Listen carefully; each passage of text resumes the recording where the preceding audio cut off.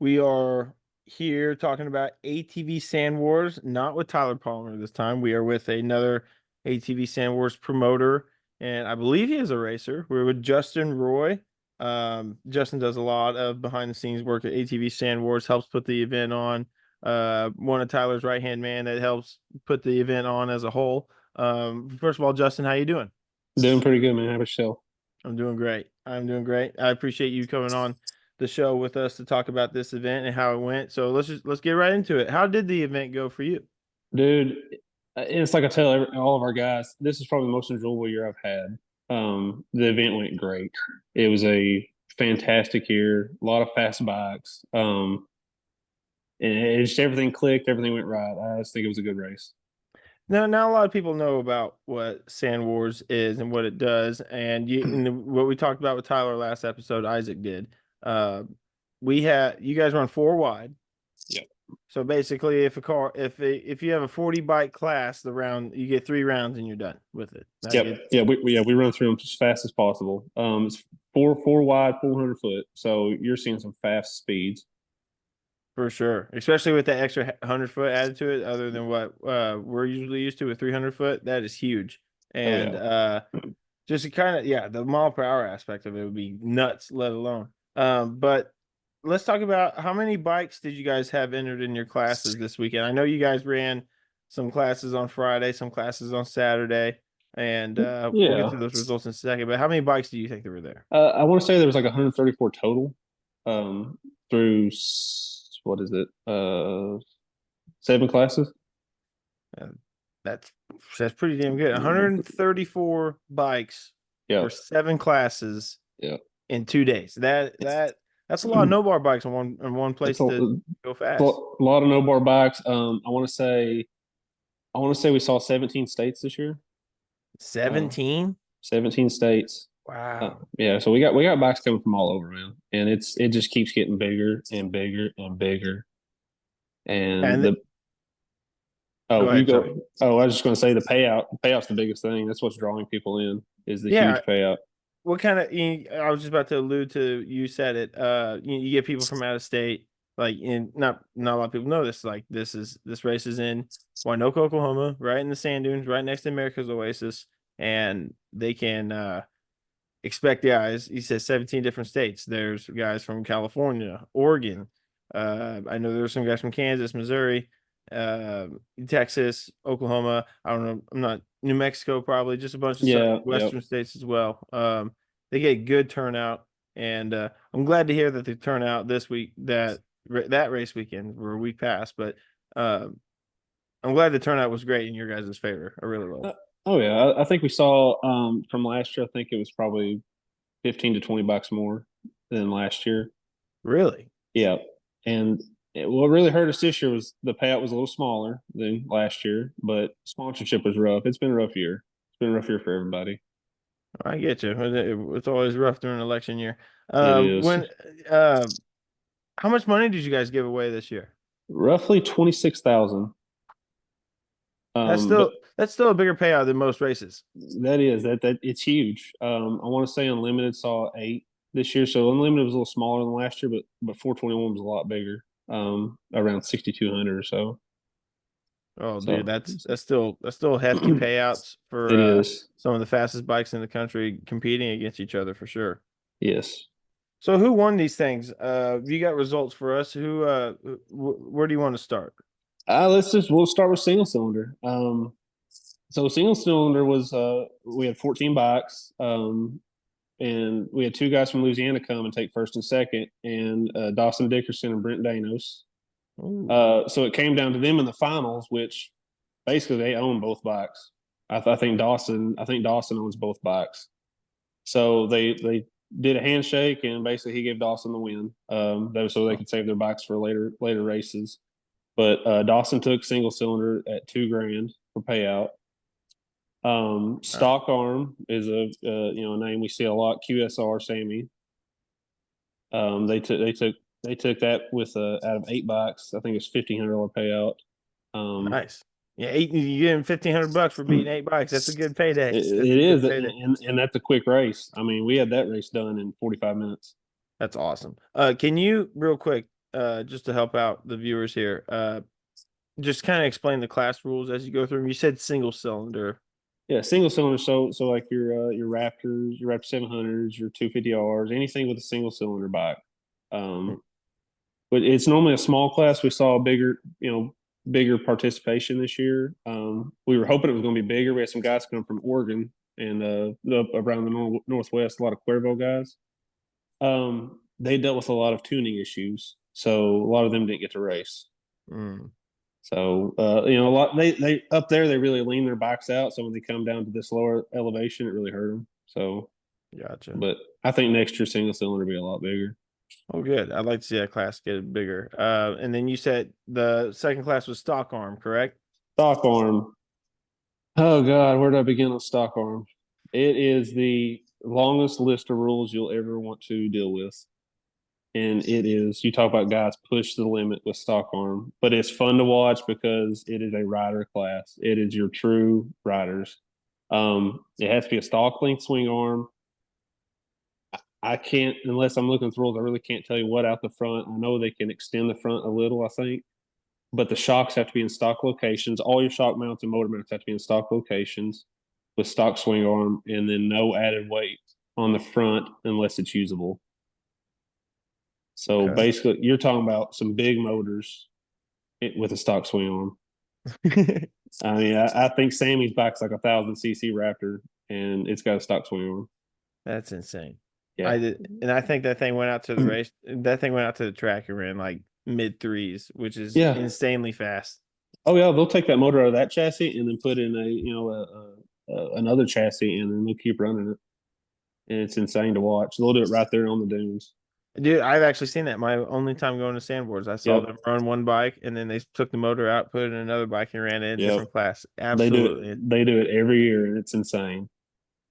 That's really cool. And then, okay, so that's single cylinder, that's stock arm. Where we head next?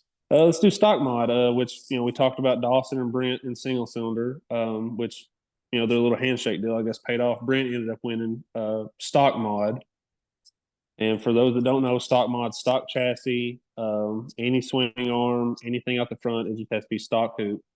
And I think stock motor. I think we do stock motor location and stock shock location as well. But Brent Danos, they took that as well out of 13 bikes. Wow. Did the 2-stroke, 4-stroke doesn't matter with that, does it? No, it does not matter in stock mod. It just has to be stock main hoop. Gotcha. That's the biggest deal. And frame cannot be extended at the front. Okay. So, all right. It's fun to watch. That class is fun to watch too. It's gotten a little out of hand. The bikes that are running are crazy fast. And but it's fun to watch. Brent took it with I think platform wise it was a 450 Honda, but I want to say it was like a 680 or something Honda, and it's fast. It's cool. You usually don't see 4-strokes running in that class. That's why I had to ask. Yep. We're seeing a lot more with Sammy and the Raptors, and then you got QSR, and then Lepe. They run that class with their stock mod. But it's fun to watch. After that, we got Doughboy. We got a new name in Doughboy we never heard of. Marcos Valderrama. I want to say he was from New Mexico or Arizona. Really didn't get to talk to him much, but he had a really fast Banshee. And he actually came in underweight. So Doughboy is 250 plus rider, but you can add 10-pound weighted vest, and he wore the vest and won. Ooh. So it was fun to watch. Lot of big hitters in Doughboy. Where did Dan Hughes end up at? I want to say Dan coming like third or fourth. We saw 2 West Coast guys take Doughboy this year. Dan, we can't have that, Dan. We need to do better. Dan had other things. He had that 60-foot race on his mind. Oh. You can't be thinking about the foot race too much. No. But yeah, Doughboy is always an awesome class to watch. Doughboy's fun to watch. I wish we would move that class to the end and I think you would see a lot more in Doughboy True. because the owners, they're trying to save their bikes for unlimited and stuff. I think those guys would actually compete more Absolutely. if we moved to CN. So that's something we're talking about. All right. Well, you heard it. We're starting a motion to move Doughboy to the Yeah, last class at Sand yeah. Wars so we can watch the tuners race as well. I would So, love that. I would love to see more guys in Doughboy. all right. Doughboy's last from now on. We got to push that motion from here on out. Yes we do. And then what was after Doughboy? Twin Limited, and we saw another familiar face in that, little Raymond Ramirez. Oh, what's that page he runs? Drag Race Mafia, I think, out of Okay. California. He's out of Okay. LA, and really fast twin bike, really Sweet. fast. So Twin Limited it has to be a twin. You can't run single cylinder and twin or nothing, and there's no spread bore and no power adders as well. So no Okay. NOS, no turbo. So Mhm. basically, you're just naturally aspirated twin, no spread board. No CC limit though. So like No, I could have like a big ass twin in it. Okay. as long as it has no spread board, you're good. Okay. Yeah, don't quote me. I think spread board. I think anything under 85, and after that it gets crazy. After that it gets over my head. Hell, it's all over my head. Well, it's out of my pay grade too, but we'll talk Yeah, about yeah. it. 421, Mondo Avena, another Cali guy. We had a lot of Cali guys winning this year. Out of 38 bikes, he took home 6,200, and then a set of $1,500 DMS pipes. Oh, So DMS come in clutch with a set of pipes, custom pipes, anything you want. Within $1,500, anything over you have to pay. So it made it nice for the guy that won. all right. Well, shout out DMS for the pipes. That's Yes, awesome. sir. DMS is one of our best sponsors. He's there year after year competing, and he normally does something good for us every year. That's Scott, right? What's DMS stand for? Scott DMS. I think it's Dalton. It's Dalton, his middle or his other son, and then him, Scott, is Oh, okay. DMS. I think it's Michael. I think it's Dalton Michael Scott. Oh, okay. All right. Well, shout out to DMS. Shout out to Scott. Scott's always a killer in the game, and Oh yeah, we'll for follow him on sure. Facebook all the time with him and his dyno builds and stuff. It's always entertaining. Dude never sleeps. He's always building something. Never sleeps. He's probably building something at Sand Wars. I guarantee you, he's building something right now. He got back from Gilbert. He's working on something right now. He's getting ready for next year or a Yes, customer. sir. Yeah. Yeah, something. Well, shout out DMS for donating those pipes to the class, and yeah. What else we got? We got Unlimited. That's our last class. Of course, another familiar face, Jared Esvito and Arlo with the Herbie bike. Woo! Everybody knows the Herbie bike. Fan favorite, crowd favorite for sure. I love that bike. It's gorgeous. Oh, everybody loves that bike. That bike is a killer. And Jared and Arlo have that thing so on point. Like, it's unbelievable to watch. I want to say the final race, Jared come up in two wheelies and still won. Man, well, that bike is built to win, and It is. you got a good rider on it, great tuner, great builder on it as well. So shout out to Arlo, shout out to Jared. Yes. I know that win was much deserved. So. Oh yeah, it was out of 31 bikes, and like I said, that class was fast. We saw some of the fastest bikes we've ever seen this year. We saw a bike from Utah, actually, a street bike that's probably going to change the game. I think A street bike? a street bike out of Utah. Was it Busa powered? No, I want to say it was either Gixxer or R1. Okay. Yeah, Peyton Hall and Lyndon Jeffs was the jockey. But So it was just a custom chassis, or what was it in? it was a stock chassis, but they modified it for the motor, modified plastics and everything. If they ever get that thing to hook up, it's going to be a game changer. Ooh, so what classic can he run that in? Unlimited and what? Unlimited. That's it? Yep. Wow. Yep. Because his chassis was modified, so he couldn't run stock mod. So he was unlimited only. Oh man. Well, hey, rooting for that guy. I would like to see something cool like that take over the game. Yeah, you ever get a chance to look up videos, man? It's impressive. So yeah, that's still a very exciting time at ATV Sand Wars, and I know you guys are building for the payout to get a little bit bigger for next year. Is that right? Yes, sir. We've already started sponsorship. We've already started talking dates. We should have dates released pretty soon. Hopefully within the week or two, we should have some dates out for everybody. Awesome. It'll most likely be the same time of the year. We just got to get with the park and make sure everything's set up, ready to go. But I know we've got some big sponsors already. They've already committed. So Well, cool. And then you can always keep up with what they are doing on the ATV Sand Wars Facebook page. They also have a Facebook group where it's ATV Sand Wars Uncensored, where they can have some fun, talk some shit, sell some stuff on there. It's a great time on that page. Well, Justin, thank you once again for coming on the show and talking with us. Anything else you want to end this recap on before we sign off here? just any of the guys listening, I'd like to thank y'all for attending year after year and just making this race what it is. And to all our sponsors, thank you. This race wouldn't be what it is without you. Well, thank you once again, Justin. That was Justin Roy, one of the promoters for ATV Sand Wars. And we thank him once again for coming on here and talking ATV Sand Wars 2024. $26,000 given away this year. So if you don't know what to do with a no bar bike next year, I think you better get to the dune to Little Sahara. Yeah, and also be on the lookout for our videos coming out soon. I know Skittles has one dropping tonight.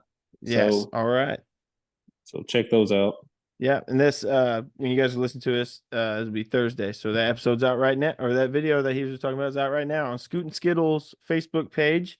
And yeah, once again, ATV Sand Wars 2024. Thanks again, Justin. Everybody stay right there. We will be right back after a short break. We'll be talking about Avenal Sand Drags in Avenal, California with Caleb in just a little bit.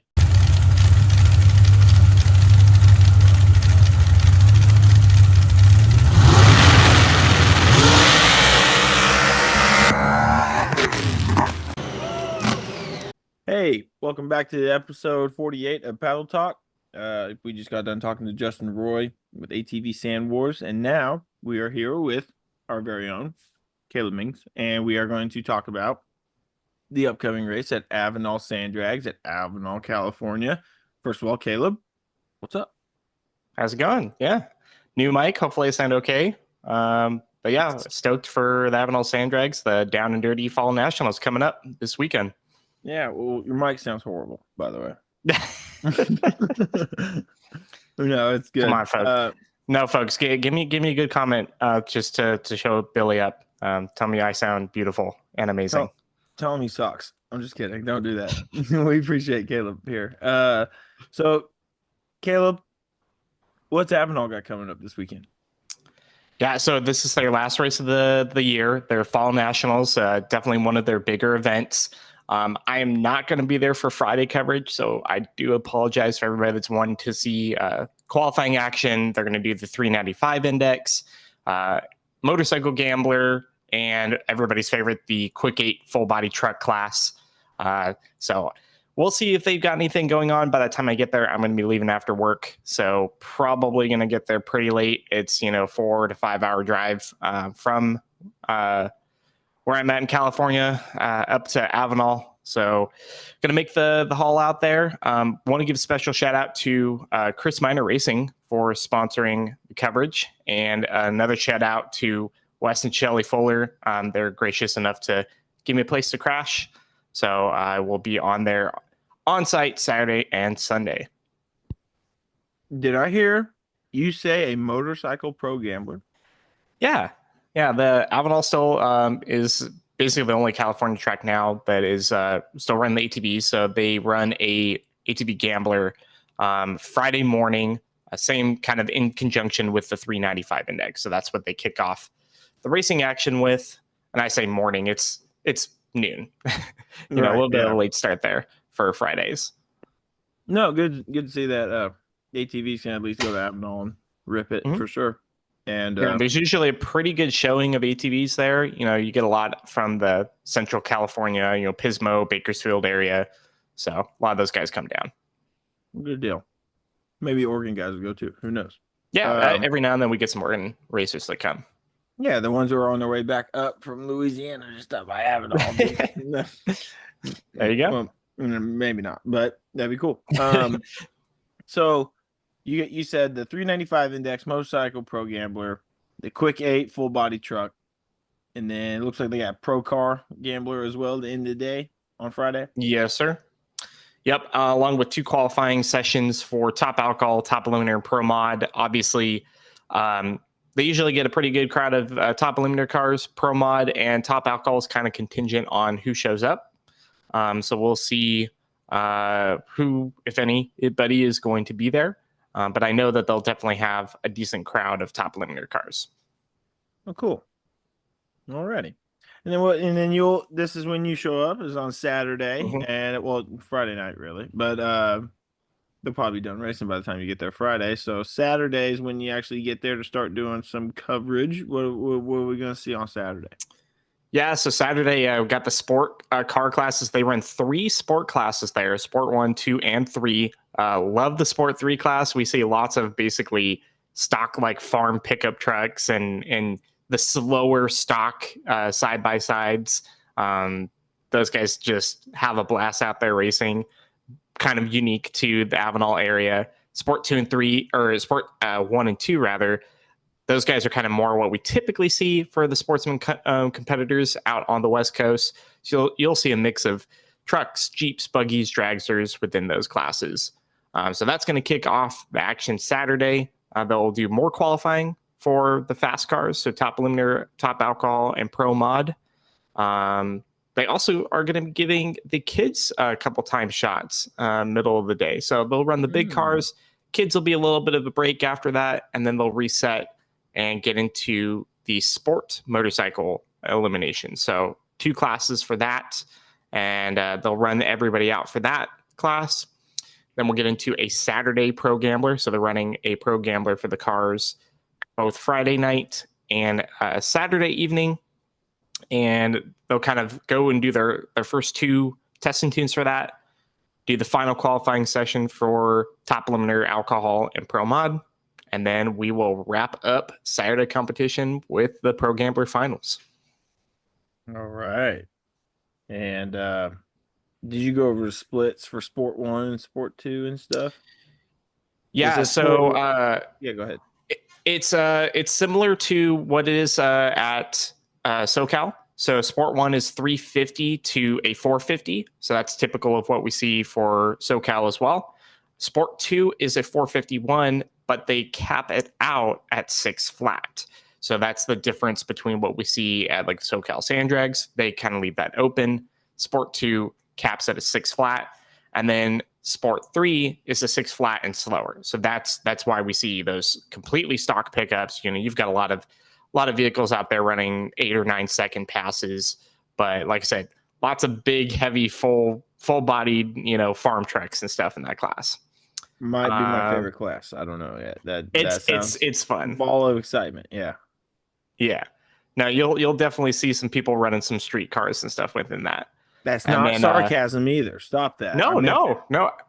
I agree. Trust me. I'm right there with you. It's definitely like a hoot and holler for that. And it's cool too, because it's one of those things, maybe you don't got the money to put together a full on race car, but this is literally, you could take your stock, grocery getter pickup and go race it. So, they get this, the people awesome in Brookville, Indiana would go crazy over that.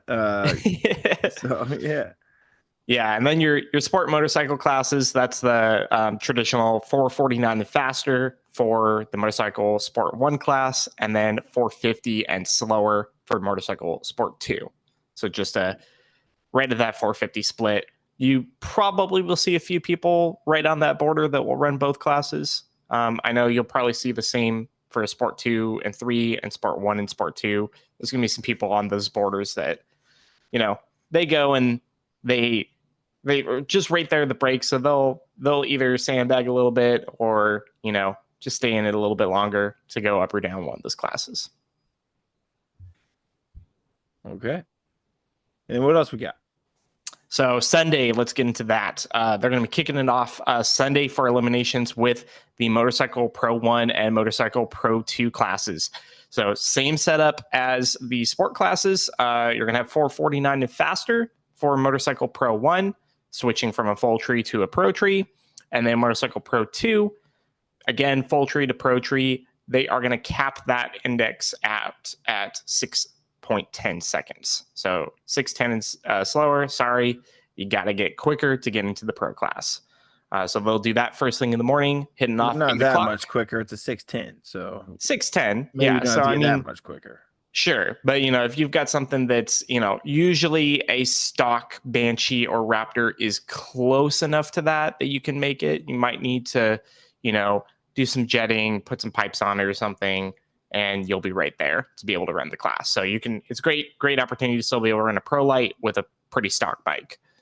So they'll run the eliminations out for the motorcycle classes, and they're going to go into the kids. So kids classes are always great at Avenal. Lots of cool little mini Jeeps and stuff. You don't see quite as many junior dragsters, but the junior dragster class that they run, full of side-by-sides, junior Jeeps, a lot of the little Predator motors and stuff like Billy. So it's a pretty cool deal for that. So they'll go and do the kids, give them some time runs, run their eliminations out. Then they're going to go back and forth between eliminations for top alcohol, top eliminator, pro mod, as well as pro 1, 2, and 3 competition. So they'll kick it off with first round of the top eliminator, top alcohol, pro mod classes. They're going to get some time runs for the pro car classes. Pro cars for that, same as what we would see for SoCal. So it's pro 1 is 310 to a 374. Pro 2 is 375 to a 425. And then Pro 3 is a 426 to a 6 flat. So same situation from going from the sport car classes to pros as it was from the ATVs. That bottom index for your Pro 3 class, you got to get up to that 6 flat. Okay. Yeah. Yeah. That sounds like it's going to be a great time at Avenal. What's something that you're kind of looking forward to here, Caleb? There's going to be a lot of racing going on, obviously. What's something that is going to pique your interest? Well, I will be participating in the Saturday night barbecue that they're always very famous for. Okay. So they always have a nice barbecue dinner out there. I'm curious to see if Adam Ross has got his top eliminator truck back together after rolling it at the Spring Nationals. Not quite sure if that thing's put back together or not. I know that Adam's really wanted to go for the A 4-wheel drive record with us. And man, that thing, it's been a monster. And just unfortunate that last event kind of got outside the groove on the track there, got into the hard pack, and just couldn't quite save it from tipping over. And, I'm hoping that Adam's back in the driver's seat with it. And if he's not, we'll hopefully see him behind the wheel of his dad's truck, that 57 Apache, blown truck. That thing's always probably one of the most famous trucks out there for sand drag stuff. I know there's videos circulating out there of it doing like a 280-foot wheelie that's got several million views on it. Yeah, that video is awesome. Shout out to Tom Bray for that one. And that truck is legendary. And if it's out there, you better get a ton of videos of it too. Oh, definitely. Yeah, for sure. And it looks like top eliminator class is looking stout as always. Yeah. There's a lot of the locals up there. We're going to see Ron Moran, Craig Brewster. We'll see if Mark Whitmore brings out his Nutshaker altered. I know that he brings it out every now and then. It's pretty tough though, because Mark is very involved with running the track. So we'll see if he's got enough time to bring that altered out. I hope he does, because man, that thing is probably one of the wickedest looking altereds in the sport for sure. Dude, yeah, it looks badass and it's fast. So how could you hate it? You can't. It's badass. So yeah, but I mean, should be a lot of quick trucks and Jeeps out there. Avenal's really famous for both the kind of the slower pickups, the stock ones, and some of the more modified ones. We will see if Guillermo Martin de Campo gets his Pro Charge Ford in running shape. I know he's a big competitor in that Quick 8 truck class. He'll probably be the number 1 qualifier in that class. And hopefully he can keep it together long enough that I could see some of it in action Saturday and Sunday. It sounds like it's going to be a good time at Avenal, California, regardless. So, anything else? No, just excited for more sand drag racing out here on the West Coast. Alrighty. That's right. We need more. What, are you saying there's not enough? There's never enough, Billy. Never Yeah. enough. Well, we do need more races on the West Coast, and probably just in Yeah. general. So, well, alrighty. Well, that is Avenal Sand Drags coming up this weekend, Avenal, California, and Caleb will be on site for that one. And don't go anywhere, because coming up next, we're going to talk Last Blast with our boy Mini Mooch, who is going to be on site for that one as well. And everyone just hang tight. We'll be right back with more Paddle Talk. Hey, folks, this episode of Paddle Talk is brought to you by RacingInTheDirt.com. Racing in the Dirt has parts, equipment, and apparel for all your off-road competition needs. Racing in the Dirt has just one mission, and that's to help all of their customers compete at their very best. With over 30 years of motorsports competition experience, they know what it takes to maintain that competitive edge, and they are equipped to keep you there. On-site welding and fabrication, incredible selection of parts, and experience and helpful staff as well. If you go to their website, racinginthedirt.com, you can shop for parts and custom-built chassis as well. They sell quality brands such as Interco, Molinari, Reel, SCS gearboxes, Yukon gear and axle, RJS racing equipment, Moser Engineering, Simpson, Stroud, Willwood, MSD Ignition, AFCO, FTI, Good Vibrations Motorsports, and King Off-Road Racing Shocks. You can look at their axles and parts, where Racing in the Dirt offers all of the Go Fast parts for any axle setup. Have you checked out their new Dana 30 Fab housing? Racing in the Dirt Pro D30 housing starting at $590. They're Racing in the Dirt tires, the DOT boggers, standard cut boggers, magnum cut boggers, platinum cut boggers, DOT TSL swampers, the cut swampers, and they even cut your tires on site. Once again, over 30 years of experience doing this stuff, so you know you're getting good quality stuff from Racing in the Dirt. Also, Real Wheel dealers. They have a bunch of awesome real wheels from Real Racing Wheels. And they're Racing in the Dirt built chassis, whether you're looking for a full build, turnkey, ready to race, or simply a cage in your existing ride, or maybe a chassis that will be in the foundation of your newest race vehicle. Racing in the Dirt offers it all. You can also contact them about a consultation today. You can search for their products on their website. They have wheel adapters, hub kits, brake hat kits, brake and hub components, suspension parts, air filters, Racing in the Dirt knuckles, axles and parts, Racing in the Dirt chain drives and parts, limiter straps, parachute setups, side-by-side and UTV parts. So you can get in touch with them at 920-693-2000. Once again, that's 920-693-2000. And you can even email them at Scott, that's SCOTT, Scott at racinginthedirt.com. Once again, you can get a hold of them by calling them at 920-693-2000.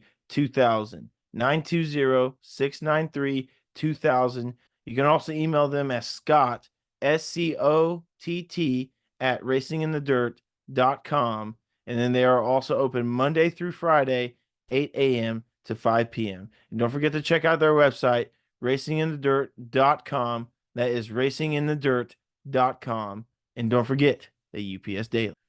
All right, welcome back to Paddle Talk. This is episode 48, once again. Right now it is Mini Mooch and myself. We're going to talk about the last race at I.O.K four-wheelers this season, the Last Blast, as they do every year, October 25th and 26th. That is this coming, it's actually tomorrow and Saturday. So yeah, and Damian, just a quick overview. What do we got coming up here? Last Blast, your standard Last Blast, they're doing the staggered pro tree, so it's dialed to whatever you want, but they're doing a bracket race on the side of the hill drags, 100-foot side by side up a hill, and then you better get on the brakes or else you're going to look like Jason Hayes here, way up in the air.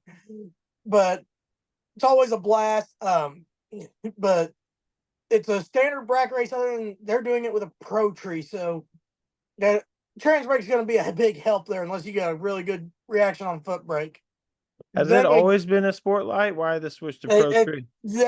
Some years they do it sports light, some years they do it pro tree. Gotcha. They're very inconsistent about that. Yeah, Some no say, "Oh, we always do it pro tree." Well, I'll be the one to say no. I've got plenty of videos to prove otherwise. for sure. For sure. But they're advertising it as a pro tree, so I'm pretty sure that's what they're going to go with. I like that they actually announced ahead of time. That way, people know, say, okay, my truck's not going to be able to cut a light. Why enter? Unless they want to have some fun on the hill. Why not have some fun on the hill? I know the one time that me and my nephew went to Last Blast is where I drove Tom Marsh's car and ran my personal best pass in Sand Drags at 338. That was awesome. And Exactly. Last Blast is always fun. Usually and sorry about interrupting you there. No, you're good. Go ahead. But in Last Blast, usually it is the fun race. We get a bunch of people that come down from the Dune and the Hayfield shootout crowd, a lot of times from Michigan. We get guys that come from Lisbon area on occasion. It's usually one of the more fun races of the year, even though it's usually one of the friggin' coldest. And the lows this weekend are down in the 30s. And so you said Friday they do the uphill drags. Time trials start at 5 p.m. That's $30 to enter in the uphill bracket class, correct? Yep, and that's the only class that's advertised. Last year they had an instant green heads up class.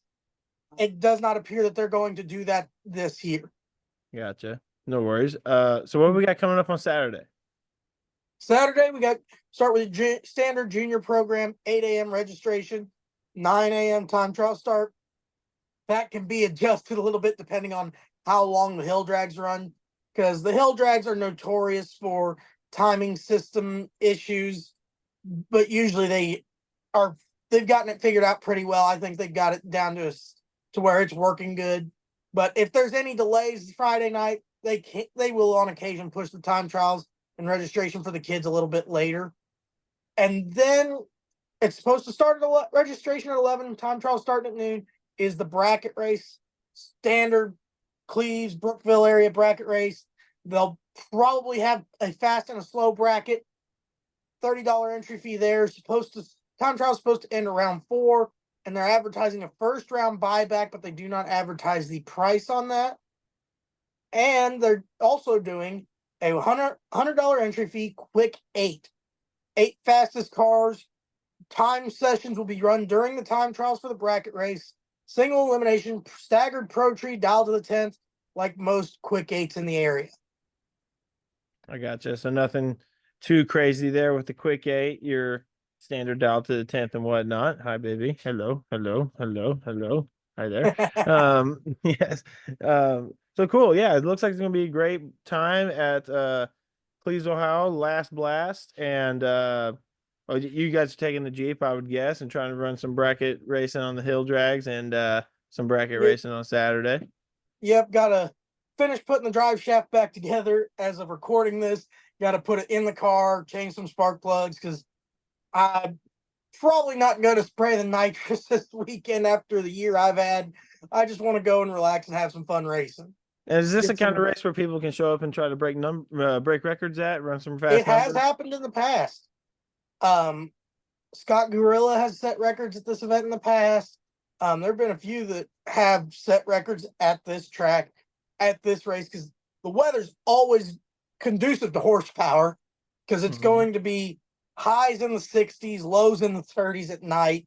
So plenty of horsepower to be had. Just you got to still get it down the track. For sure. And those, even though the weather might be cool, the 30-degree temperatures might make it a little tough to keep those cars going. But so yeah, Damian will be on site, and this is happening starting tomorrow and Saturday, October 25th and 26th at I.O.K. Four Wheelers in Cleves, Ohio, the location of Gravelrama. And Damian, you got anything else to wrap this up? Not really. It's looking to be a good race. It's always one of the more fun races of the year, more laid back atmosphere. Obviously, like you said, it's the Last Blast. It's the end of the year. There's not any real races going on in this area. for the rest of the season until next spring. Alrighty. Well, then that will wrap up our preview of the last blast at I.O.K. Four Wheelers in Cleves, Ohio, happening tomorrow and Saturday. We'll have results for that next week's episode. You're gonna And have to then, get your Papa a WSDN shirt. Yeah, I know. I need to get her. I need to get her a little WSDN chain or something. This is Boogie. Hey, hi, Boogie. She's so pretty. But coming up next to end the show, we're going to be talking with Tim Soldat and maybe Jason Hoskins. I'm not too sure. Tim Soldat with Texas Mud Drags, and Damian's not going anywhere. He's going to hang out with us too. We're going to be talking with him about the results from the Texas Mud Drags race that happened at Franklin County Four Wheelers just last week or so. What are you doing, lady? Can I help you?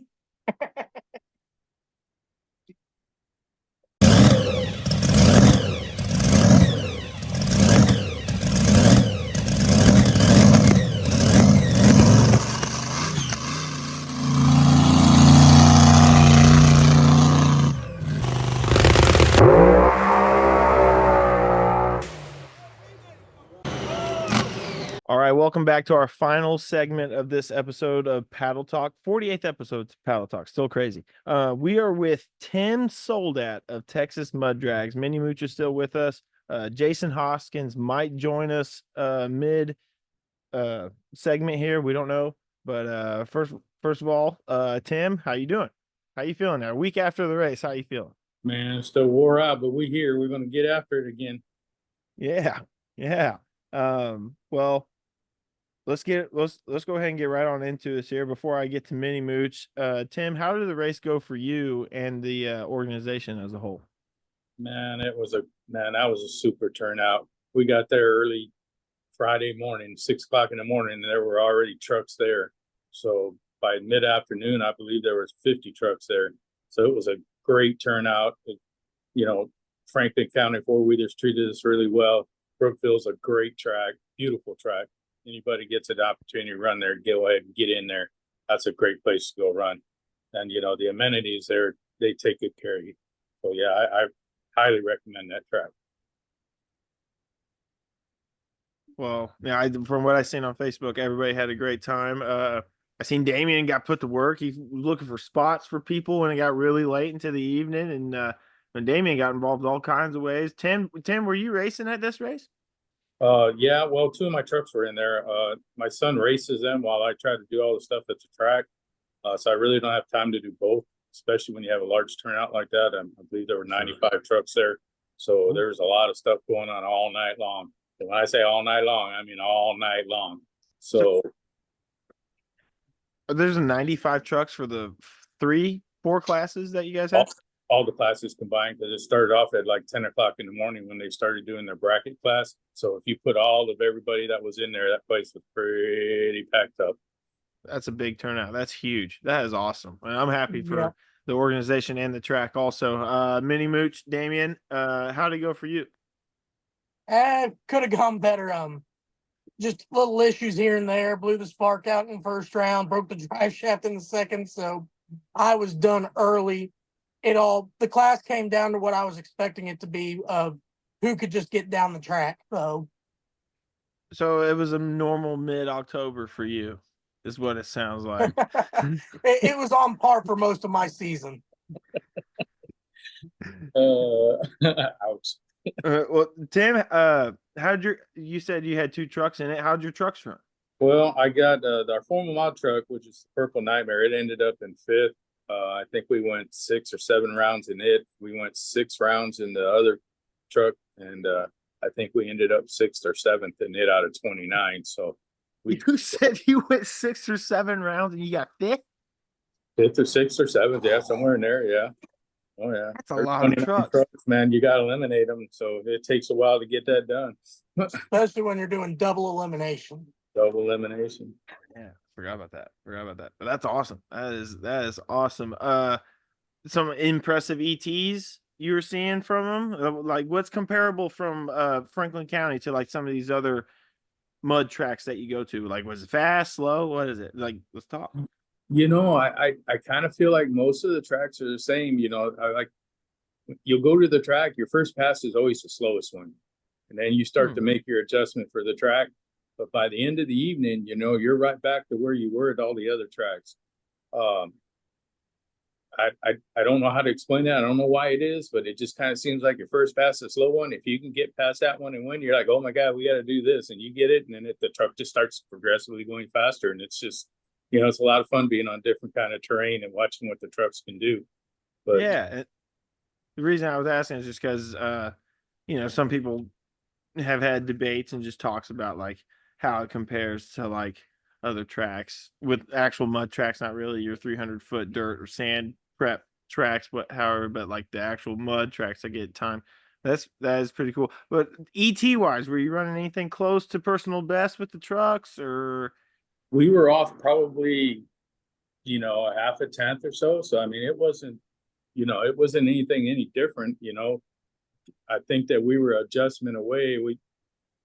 In both of the trucks, to get it to where I think they would have maybe done that, but you know, you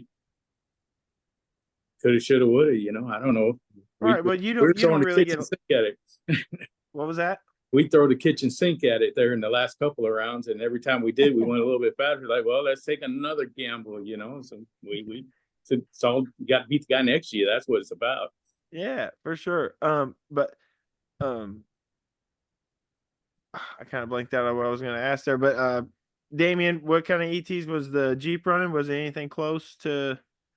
Well, I've never been on 200 foot before, so the first pass I didn't throw the time or the nitrous at it the way I thought I had, and it only ran a 311.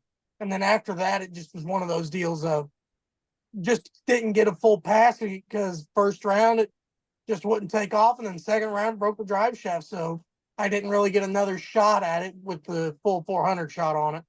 That is true. And what I remember I was going to say, to what Tim was saying, you don't really get a lot of chances to like get tuned up for the track because like there's no qualifying or test and tune for your classes unless you had to pay for it, right? Right, unless I'd entered the bracket and I did pay for one extra pass, and that was the only full pass I got to make all day. Was the one test pass. Yeah. So, but yeah, so Tim, there's no qualifying at these races. There's just you just you pay your entry fee and we're racing. Right. Yep. Well, the one nice thing that Brookville did is they were doing their early morning test passes for their brackets and stuff. So if you wanted to pay money to go put a test pass on your truck, you could. We knew we were going to end up doing a lot of rounds, so we didn't want to put any more passes on it than we had to. But you know, like I said, that first round, you're just hoping that you make a good enough pass to get a win to get into the winner's bracket so you can make an adjustment. And that doesn't always happen, but it's always a good thing to happen. For sure. For sure.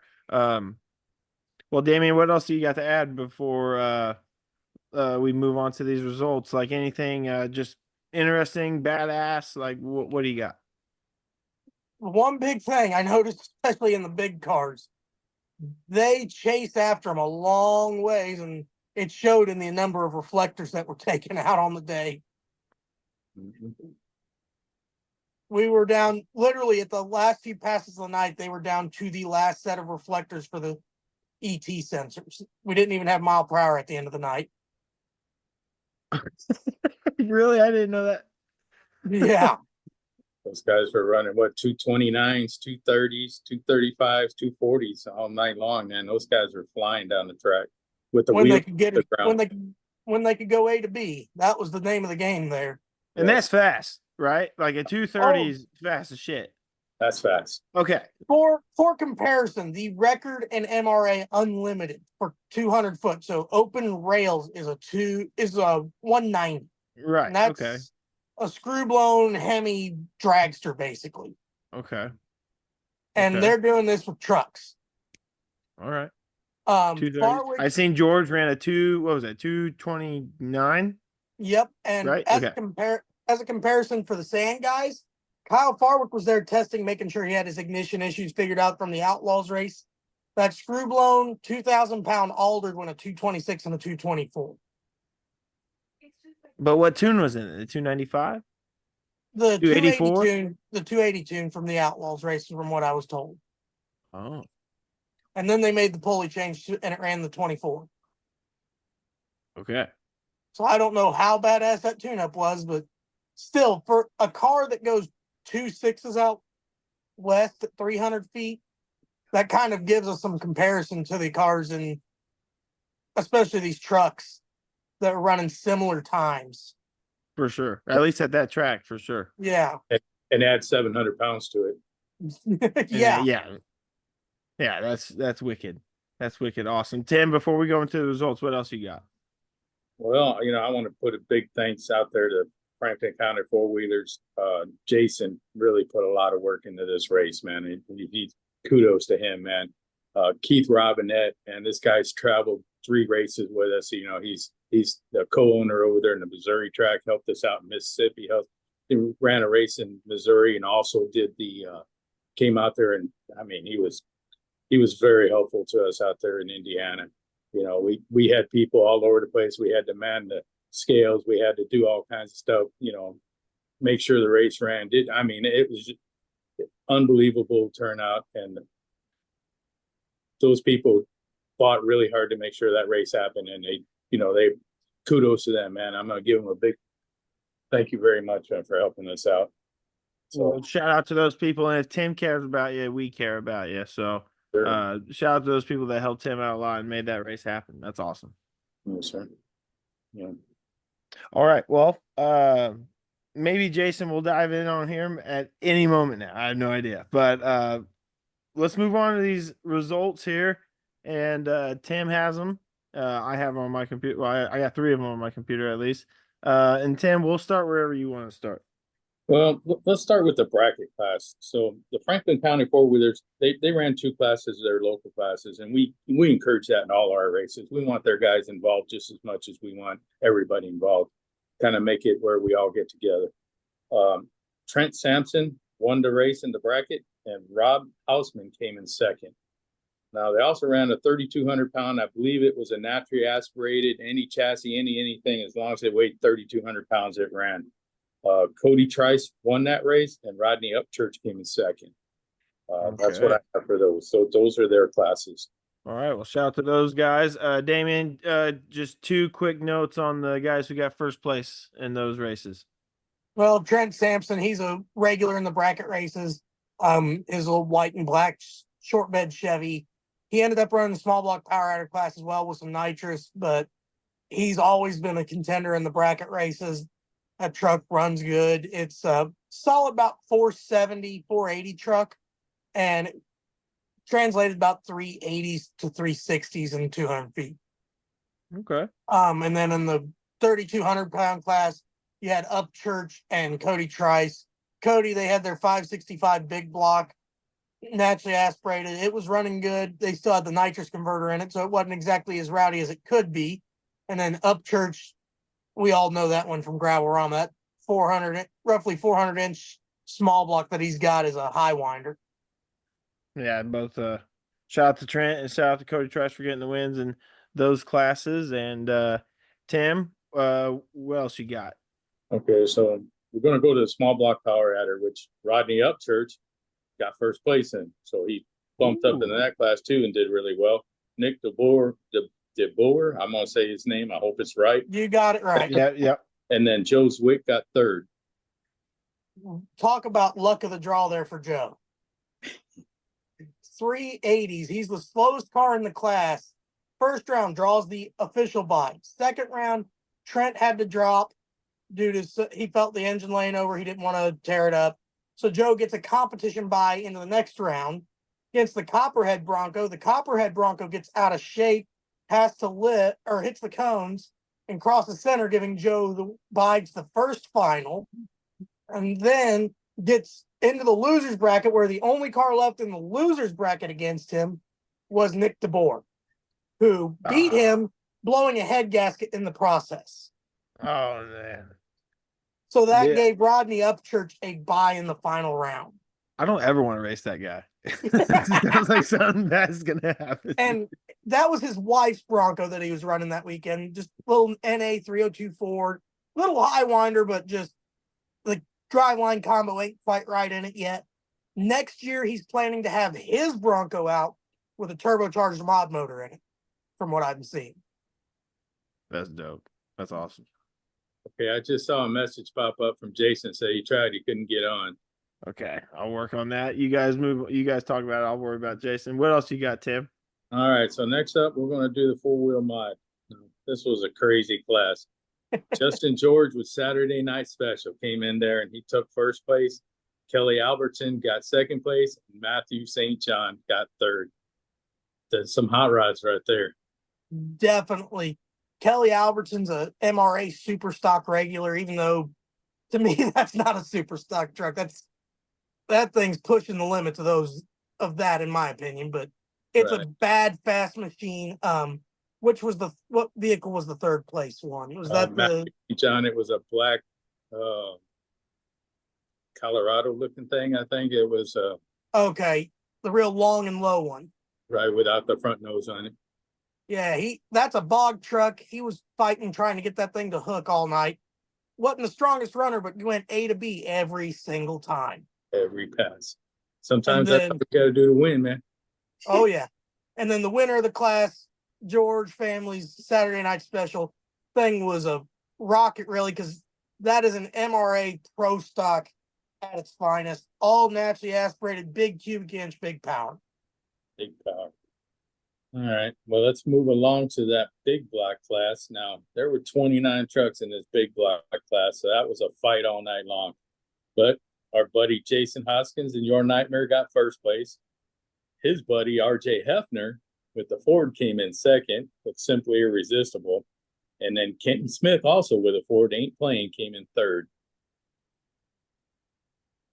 Yeah, Hoskins, he was the class of the field all night.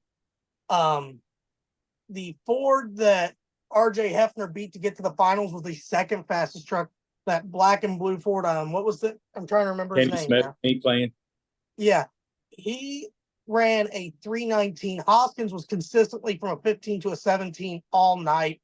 Hefner, he was in the mid to low 20s, got the win over the black and blue Ford in the finals of the losers bracket to get the run in the finals there. He got it on a hole shot, and Hoskins, he just wasn't going to give it up. Hoskins was on the tree. The truck was on a mission all night, in the teens all night, the only one there. There were some neat trucks there. After Hours Garage, they had their new big block truck there. It went out early, but look for that to be on YouTube eventually this race, from his camera angles. You had a few trucks there that were super street trucks from Kentucky, actually trying it. First time they'd ever been on cuts, big blocks that pull vacuum, actually, all sorts of neat stuff. And there's Jason popping in. His mic's muted, but yeah, Jason, he had the class of the field there that night. There was a few trucks that were right on his heels, but just couldn't quite pull it off. All right. So we're going to move along to the door slammer class where Jason Benson with Kryptonite. That's a bad, fast truck. That thing was just crazy to watch. He got first place. Chris Bonneker with Havoc is also an MRA guy, came in second. And Todd Bilsma, who's got that green Wine Time Jeep, came in third. Oh, yeah. There he is. Those three machines are all badass machines. Chris Bonneker, big cubic inch nitrous motor in the Havoc, losing to Benson early and coming all the way back through the long way through the losers bracket to get back to him, because he went out second round in the winners bracket. Todd Bilsma coming through the losers bracket, getting down to that last few after losing a couple rounds earlier to Kryptonite. And Todd Bilsma's Wine Time Jeep. Steve Morris built SMX engine F3 Pro Charger. That thing, it's a monster. You can see it on the Steve Morris Racing or Steve Morris Engine Shop's YouTube page a lot of times. They dynoed it there. It makes crazy horsepower. It's the quickest A Sport Mod and A Sport Mod four-wheel drive car in 300 feet in WSTN at a 309 right now. And then the winner, Jason Benson's Kryptonite Jeep, Holthoff High Performance, Pro-Charged F3, Pro-Charged Big Block. And that thing was, he had his hands full all night, but it was going fast.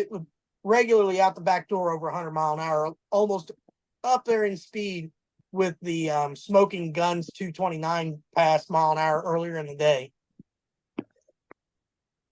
Well, that is badass. And as everybody can tell, Jason Hoskins has finally joined us here. Let's back up for a second here. The big block class winner with us from the Franklin County, Texas Mud Drags race. Jason, congratulations for getting that first place win.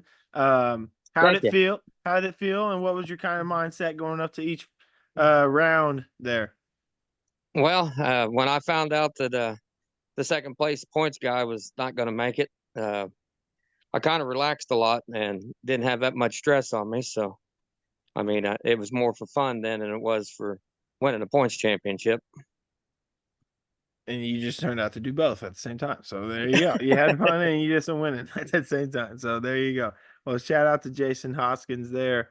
And yeah, he's with us now. Well, how many classes we got? Was that it? That was it. We kind of rolled through all of them. Of course, you know, you can go to Texas Mud Drags over there on Facebook and watch all the videos and everything going there. It's on Instagram. It's on YouTube. It's everywhere. You can almost watch that whole race. We're going to get some more video out there, so there's going to be a lot of footage for that race. I know there's a few other people that released some videos of it too, so you know it's going to be well received all over the country. You can actually watch these passes side by side. Oh yeah, Dan Oglesby, he had a live stream going all night from right beside the tower. That's on YouTube as well. Yeah. Yeah, Dune TV reported it for us. We're going to be having that put out there for a little while. That'd be cool.